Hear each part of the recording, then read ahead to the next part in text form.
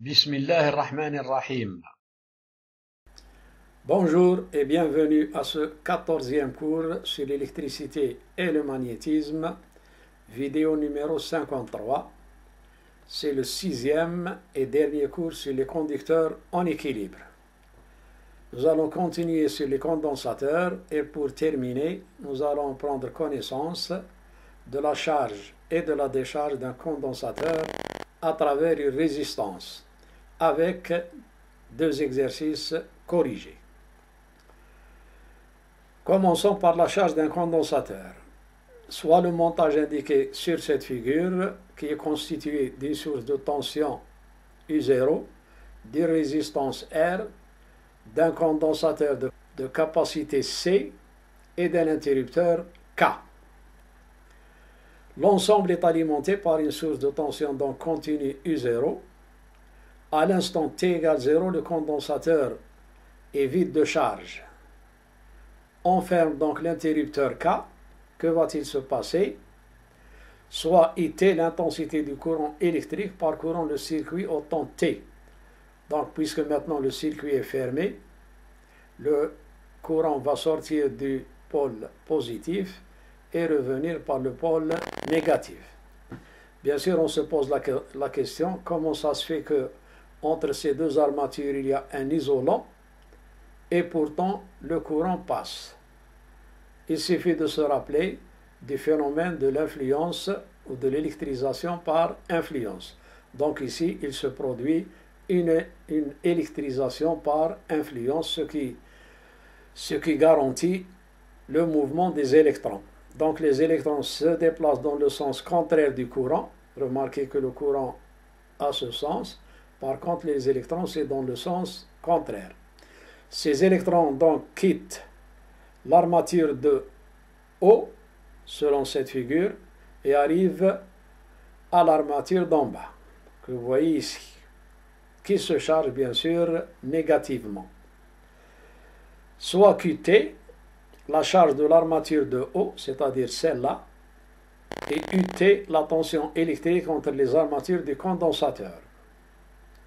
Les grandeurs I, Q et U sont positives par convention. D'après la loi d'Ohm, on sait que la différence de potentiel aux bornes de cette source de tension est égale à la somme des tensions aux bornes de la résistance et de la capacité.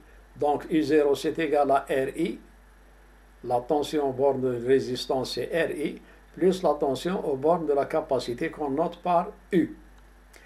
Sachant que Q c'est égal à CU d'après la relation fondamentale des condensateurs, et I c'est dQ sur dt. Ces formules, on les connaît. dQ ici est positif parce que ça représente l'augmentation de la charge du condensateur durant le temps dt. On obtient l'équation différentielle de premier ordre, donc je remplace I par dQ sur dt et U par Q sur C. J'obtiens ici une équation différentielle de premier ordre. En multipliant cette équation par C, nous aurons U0C égale RC dQ sur dt plus QC sur C, donc il me reste Q. Voilà l'équation différentielle que nous obtenons. dQ sur U0C moins Q, c'est égal à dt sur RC. On intègre les deux membres de l'équation, puisqu'ici on a dQ, ici on a dt. On intègre les deux membres de cette équation de cette façon-là. On obtient, bien sûr, la primitive de 1 sur U0C moins Q, c'est moins log U0C moins Q. C'est égal à l'intégrale de dt sur RC. RC est une constante, donc la primitive de dt c'est t. Et bien sûr, puisqu'ici l'intégrale n'est pas limitée, donc on ajoute une constante d'intégration. Remarquez ici le signe moins. Si on avait ici le signe plus, on aurait obtenu log de U0C plus Q. Mais à cause de ce moins-là, on a ici ce moins en rouge. Donc déterminons la valeur de cette constante A. au temps t égale 0, on sait que la charge est égale à 0 puisque le condensateur n'est pas chargé, au temps t égale 0. Donc si je remplace ici Q par 0 et T par 0, je vais obtenir A c'est égal à log de U0C. Ce qui me permet maintenant d'écrire, en revenant ici, log de U0C moins Q moins A, c'est-à-dire moins log de U0C, c'est égal à moins T sur RC. Or, log de A moins log de B, c'est log de A sur B. Donc, log de U0C moins Q sur U0C, c'est égal à moins T sur RC. L'exponentielle du logarithme de cette valeur, c'est égal à la valeur U0C moins Q sur U0C. Et bien sûr, ici, j'aurai exponentielle de moins T sur RC. Si vous voulez, j'ai multiplié les deux membres par exponentielle, par la fonction exponentielle. Sachant que exponentielle logarithme, c'est égal à la valeur du logarithme. Finalement, l'expression de la charge du condensateur est Q au temps T, c'est égal à U0C facteur de 1 moins exponentielle, entre parenthèses, exponentielle de moins T sur RC, c'est-à-dire le QT que j'ai ici, je l'ai extrait de cette équation-là. Et vous n'avez qu'à refaire tous ces calculs pour bien assimiler le cours. On en déduit l'intensité du courant à chaque instant. On sait que l'intensité du courant, c'est égal à la dérivée de Q par rapport au temps. Donc IT, c'est dQ sur dt. Il suffit de dériver cette fonction-là. IT, donc, c'est égal à U0C sur RC, entre parenthèses, moins exponentielle, moins T sur RC. Donc, faites le calcul mathématiquement. Je le fais exprès, je saute les étapes exprès pour que vous puissiez faire par vous-même les calculs. Finalement, j'aurai IT, c'est U0 sur R, en simplifiant par C ici, exponentielle moins T sur RC. Définition, on appelle constante de temps la grandeur constante qu'on note par tau, c'est égal au produit de la résistance par la capacité du condensateur. Durée de la charge ou décharge, les expériences ont prouvé, comme le prévoyait d'abord la théorie, que la durée de la charge ou de la décharge d'un condensateur est estimée à 5 fois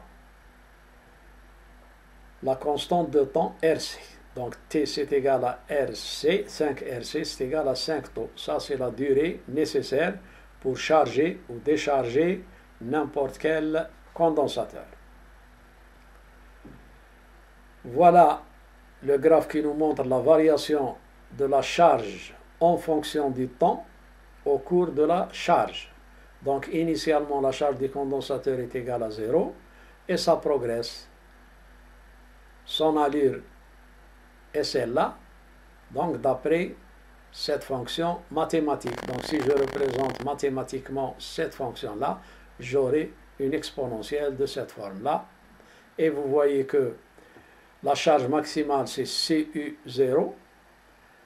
Après un temps qui est égal à tau RC, déjà la charge vaut 2/3 de la charge maximale. Et bien sûr, ça tend vers 0. Après 5 fois RC, 5 fois tau, le courant s'arrête, le condensateur est totalement chargé. Là, on représente la variation de l'intensité du courant en fonction du temps au cours de la charge. Donc, au début, on a une forte intensité qui est égale à I0 égale U0 sur R, mais ça décroît au cours du temps. Après tau qui est égal à RC, l'intensité diminue de 2/3, donc elle ne vaut plus que 0, à peu près 2/3, 0,37 I0 sur R. Et bien sûr, ça tend vers 0. Lorsque le condensateur est totalement chargé, il n'y a plus de courant qui passe, donc il tend vers 0. Décharge d'un condensateur, après que le condensateur ait atteint sa charge maximale, qui est Q0, qui est égal à CU0, On remplace au temps t égale 0 la source de tension par un court-circuit, comme il est indiqué sur la figure ici. Donc, on enlève la source de tension et on branche directement le condensateur à cette résistance. C'est-à-dire qu'on a court-circuité le circuit. Le courant a changé de sens parce que durant la charge, le courant circulait de cette façon-là, c'est-à-dire du bas vers le haut, vers cette armature-là. Maintenant, c'est le contraire. Il circule dans l'autre sens. Donc maintenant, le condensateur joue un rôle de générateur, c'est-à-dire qu'il fait circuler un courant. Les électrons maintenant quittent l'armature d'en bas, où ils étaient, ici, et arrivent et émigrent vers cette armature d'en haut. La charge QT va diminuer au cours du temps jusqu'à ce qu'elle s'annule.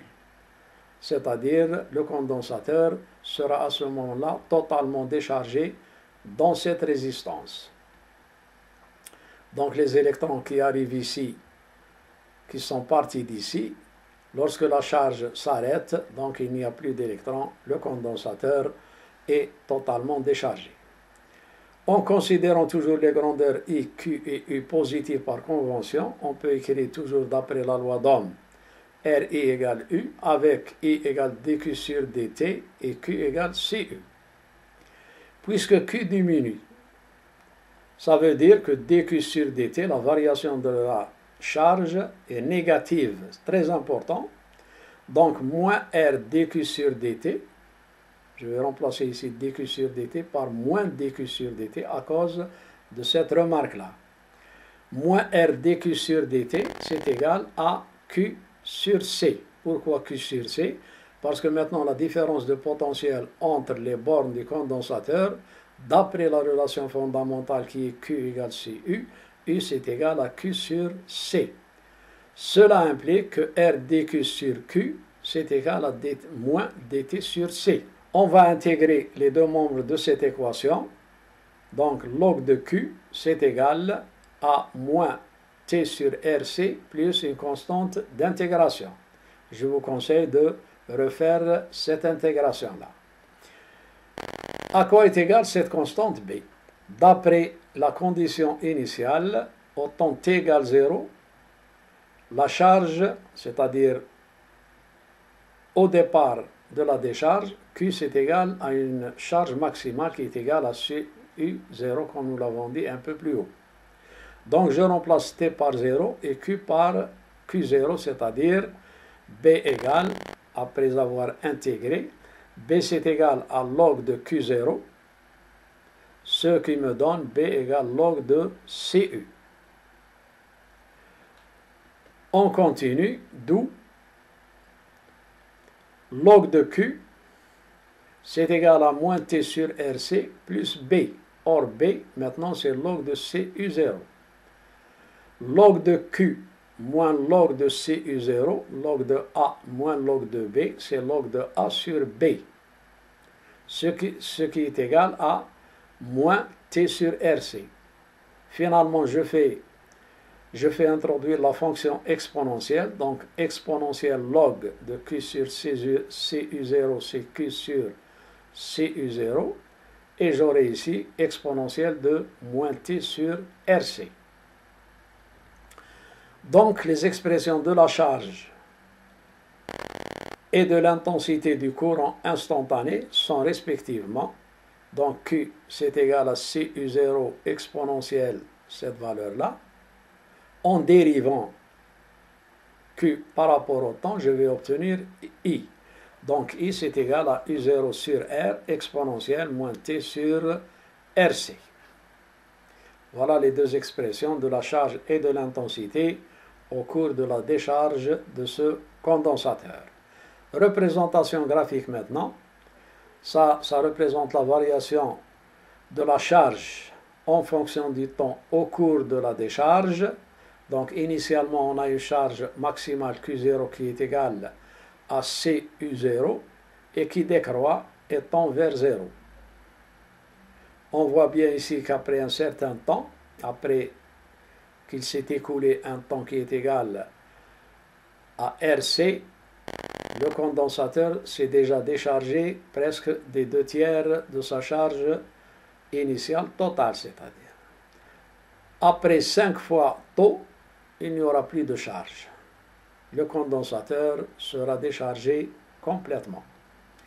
Ça, c'est la représentation graphique de I en fonction de T. Là aussi, initialement, l'intensité avait une valeur maximale I0 et elle décroît exponentiellement et tend vers 0.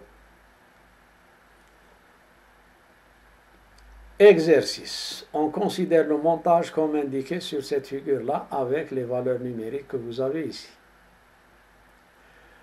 Tous les interrupteurs sont ouverts, K1, K2, K3 et K4.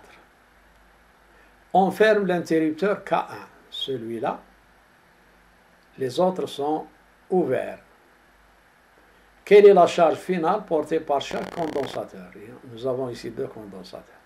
Deuxième question, quelle est la différence de potentiel final entre les armatures de chaque condensateur? Voilà l'énoncé en langue arabe et on passe au corrigé. Donc, dans cette première partie, on ferme l'interrupteur K1. Donc, ce montage, il devient équivalent à ce montage-là, puisque cette branche n'est traversée par aucun courant, puisque les interrupteurs K2 et K4 sont ouverts. Donc, le courant ne passe pas dans cette branche. Donc, on l'élimine carrément. Que reste-t-il? Il reste ce circuit-là composé des 2 condensateurs et de la source de tension. Donc, là, j'ai deux condensateurs en série. La capacité équivalente, 1 sur C, c'est égal à 1 sur C1 plus 1 sur C2. Donc, C, c'est égal à C1, C2 sur C1 plus C2. Et on a Q, c'est égal à CU. Or, ici, U, c'est égal à E, la force électromotrice. Q, donc, c'est égal, si je remplace ici C par cette expression-là, j'aurai Q égale E fois C, c'est-à-dire C1, C2 sur C1 plus C2. Donc Q, c'est égal à 4 microcoulombs. La charge portée par chacun de ces 2 condensateurs, puisqu'ils sont groupés en série, ça veut dire qu'ils portent la même charge, qui est égale à 4 microcoulombs. Deuxième question, la différence de potentiel entre les armatures de chaque condensateur. Là, on applique la relation fondamentale des condensateurs, Q égale CU. Pour le premier, on a U1 égale Q sur C1. Application numérique, c'est 4 volts. Pour le deuxième, U2, c'est égal à Q sur C2, ce qui me donne 2 volts. Et on voit bien que 2 plus 4, c'est bien 6 volts. Deuxième partie, on laisse l'interrupteur K1 fermé, puis on ferme les interrupteurs K2 et K3. K2 et K3. Quelle est la charge finale portée par chaque condensateur? Quelle est la différence de potentiel entre les armatures de chaque condensateur? Donc, maintenant, on a K4 ouvert, mais K3 et K2 et K1 fermés. Voilà le montage équivalent à cette situation-là. Quelle est la charge finale portée par chaque condensateur? Après le laps de temps nécessaire pour la charge du condensateur C2, le courant électrique s'annule. Tandis que ce condensateur se charge, ce condensateur se décharge dans la résistance. Il se décharge continuellement. Donc le générateur, par contre, impose une tension permanente entre ces bornes puisque le circuit est fermé. En suivant les 2 trajets différents pour calculer la tension entre les bornes de cette source de tension, on arrive à E égale U1 plus U2, c'est-à-dire U1 plus U2. E, c'est égal à U2, donc U1 égale 0. Si U1 égale 0, ça veut dire que Q1 égale 0. Ça, c'est évident, puisque le condensateur se décharge continuellement dans la résistance R1. Donc, il n'y a pas de charge dans C1 finalement. Ce qui me donne, donc le condensateur C1 se décharge dans la résistance R1 continuellement. tandis que le condensateur C2 se charge sous la tension E du générateur, tel que Q2 c'est égal à C2U, U c'est égal à E, donc ça veut dire que Q2 c'est égal à 12 nanocoulombs. Donc faites bien attention. Deuxièmement, quelle est la différence de potentiel entre les bornes de chaque condensateur? Connaissant Q et C, on peut calculer U1 qui est égal à 0, donc U2 c'est égal à E c'est égal à 6 volts. Troisième partie, on ouvre les interrupteurs K1 et K3. Mais on ferme les interrupteurs K2 et K4. Quelle est la charge finale portée par chaque condensateur? Donc K1 et K3 sont ouverts. Par contre, K2 et K4 sont fermés. Quel est le montage équivalent dans cette nouvelle situation? Le voici. Donc nous aurons, le courant ne passe pas ici, et bien sûr ne passe pas ici. Donc les deux condensateurs sont reliés aux deux résistances uniquement. Les deux condensateurs donc vont se décharger complètement dans les résistances R1 et R2. Donc Q1 égale Q2 égale 0, puisque les condensateurs vont se décharger. Quatrième partie, on laisse les interrupteurs K1 et K4, K1 et K4 fermés.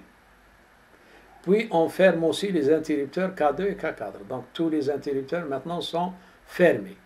Quelle est la différence de potentiel final entre les armatures de chacun des deux condensateurs C1 et C2? Et deuxième question, quelles sont les charges finales des deux condensateurs C1 et C2? La solution, donc le montage équivalent est le suivant. Donc tous les interrupteurs sont fermés maintenant.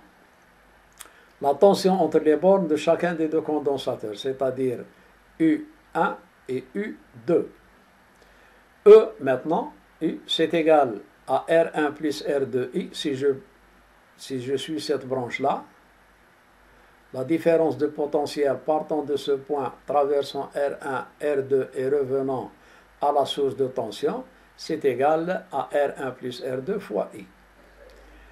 Donc I c'est égal à E sur R1 plus R2. Voilà le courant qui circule dans cette branche-là. I c'est égal à 0,03 ampères lorsqu'on fait les applications numériques. Or R1 égale R2, on a U1 égale U2. Dans cette branche, la différence de potentiel aux bornes de R1 est égale à la différence de potentiel aux bornes de R2. Pourquoi? Parce que R1 c'est égal à R2. Donc U1 égale U2 égale 3 volts. Or U1 c'est la différence de potentiel aux bornes de R1 qui est égale à la différence de potentiel aux bornes de C1.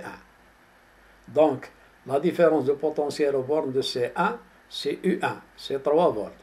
La différence de potentiel aux bornes de C2, c'est égal à la différence de potentiel aux bornes de cette résistance. Or, U1 égale U2, donc les deux différences de potentiel sont égales à 3 volts. Deuxième question, la charge de chaque condensateur. Là, on applique uniquement, et comme toujours, la relation fondamentale des condensateurs. Q1, donc c'est C1U1. 3 microcoulombs, et Q2, C2U2, c'est 6 microcoulombs. Ne vous trompez pas en disant que C1 et C2 sont montés en série, donc ils doivent porter la même charge. Or, ici, on a trouvé deux charges différentes. Non, les deux condensateurs ici ne sont pas montés en série. Ils sont montés en parallèle. Ils ont ce point commun et ce point commun. Donc, C1 et on a C2. Donc les deux condensateurs sont montés en parallèle et non pas en série. C'est pour ça qu'ils portent des charges différentes.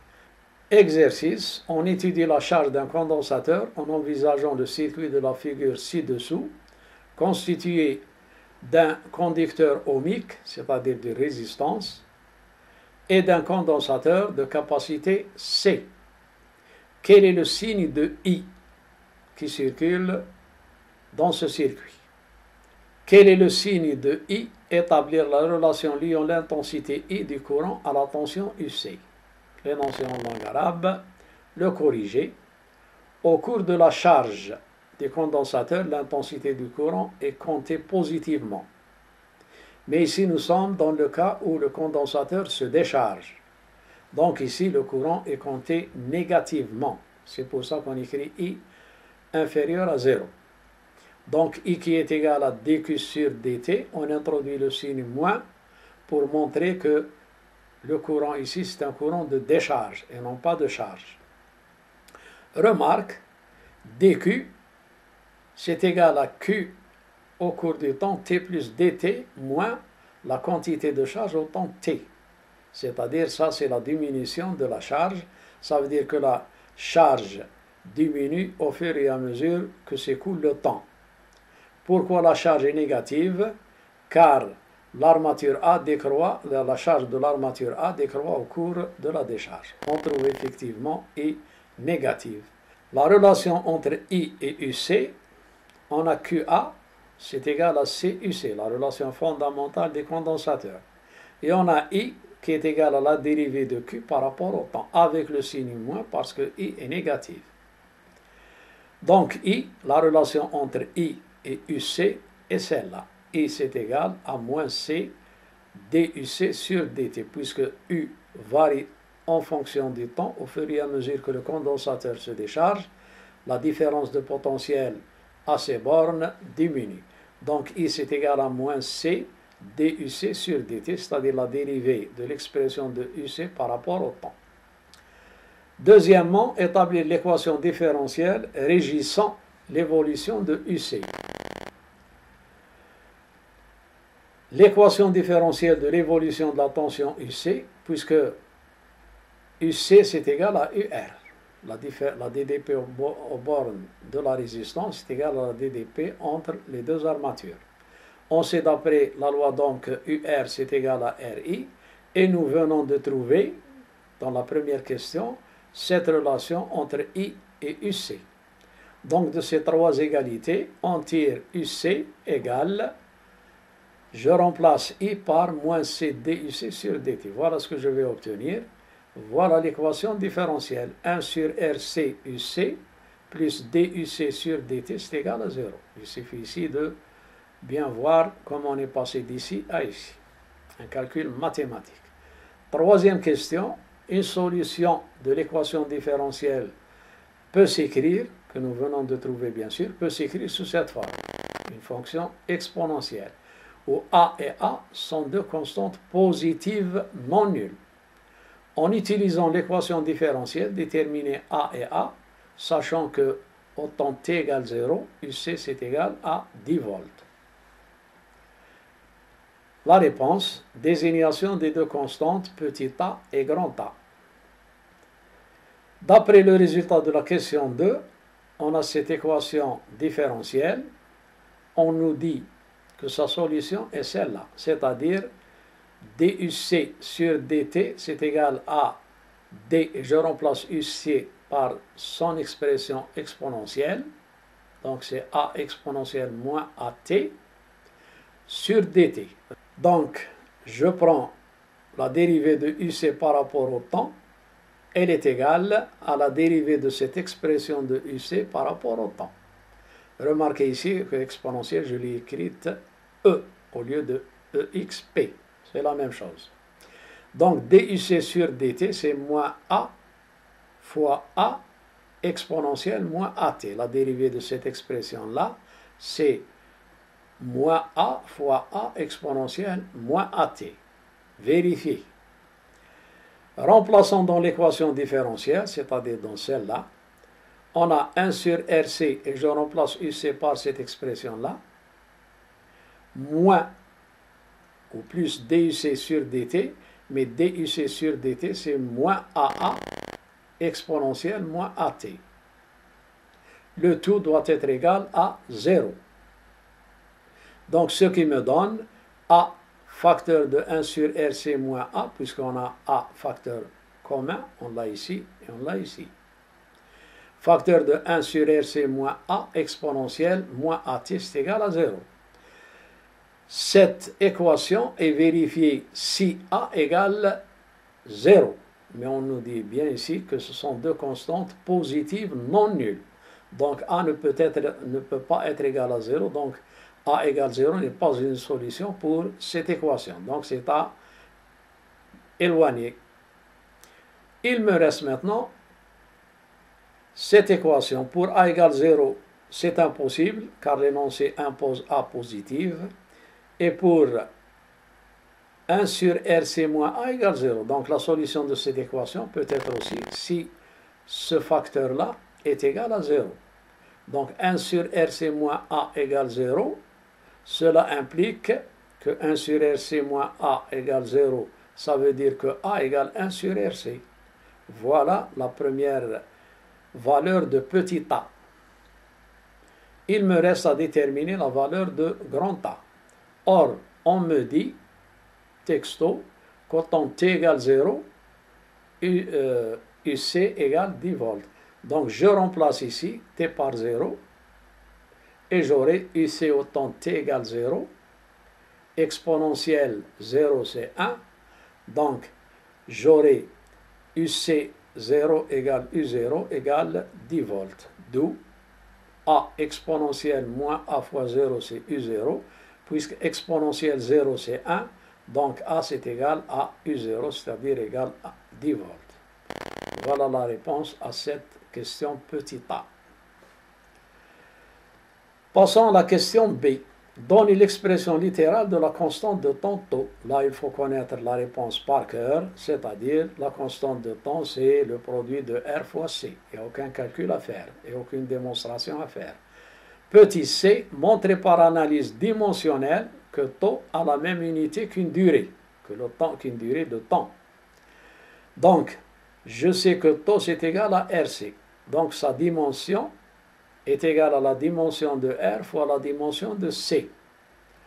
Or, la dimension de R, puisque R c'est U sur I, la dimension de R c'est égal à la dimension de U sur la dimension de I.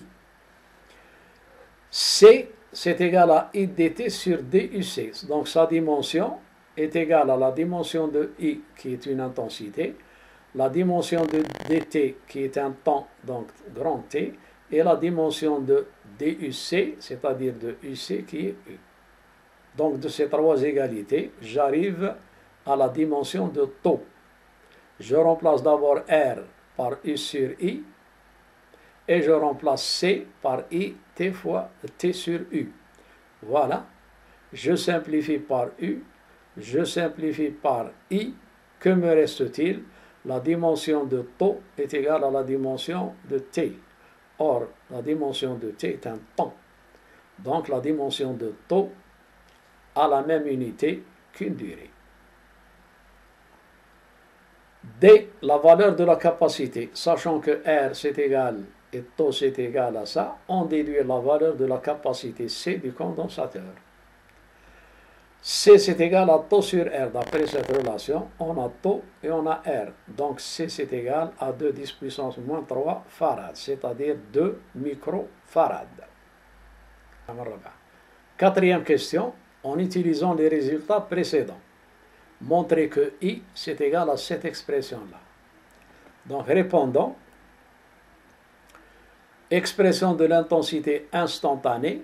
On sait que I c'est égal à C DUC. I c'est égal à C DUC sur DT. Nous l'avons déjà trouvé. DUC sur DT, c'est ce que nous venons de trouver dans la troisième question. En remplaçant ici DUC sur DT par cette expression, on trouve I égale moins U0 sur C exponentielle moins T sur RC. Ce signe moins montre que I circule dans le sens contraire à celui de la charge. Déterminer la valeur I0 de I au temps t égale 0. Là, il suffit de remplacer ici t par 0 et on déduit que I au temps t égale 0. Exponentielle 0 c'est 1, donc il me reste moins U0 sur R. I0 c'est moins 0,3 ampères. C, calculer la valeur de I pour t égale 0,5 secondes.